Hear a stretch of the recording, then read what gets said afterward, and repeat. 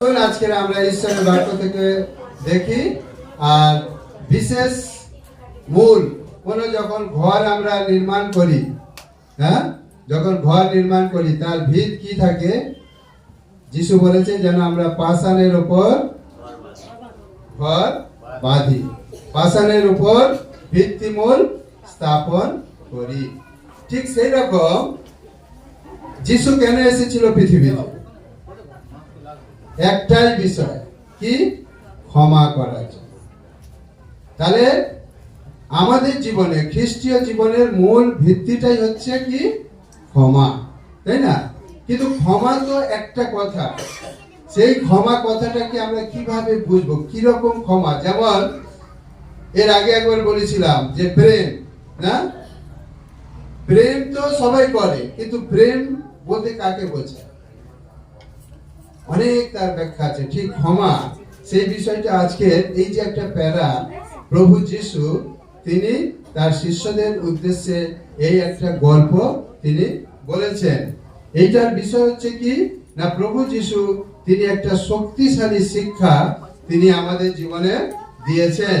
শুধু ক্ষমা নয়, এই অধ্যায়ের মধ্য দিয়ে আমরা যারা বিশ্বাসী, আমাদের পারস্পরিক দায়িত্ব উপর একটা আলোকপাত করেছে এবং আমরা যেন ঈশ্বরের করুণাকে বুঝতে পারি। প্রথম বিষয়টা কি আমরা দেখব? ক্ষমার বিষয়। সেই ক্ষমাটা কিরকম? গণিতের সীমা বনাম অনুগ্রহের অসীমতা। গণিত মানে অঙ্ক। এটা আমরা যদি দেখি এই প্যারার মধ্যে কোথায় লেখা আছে? 21-22 পদে লেখা আছে কি?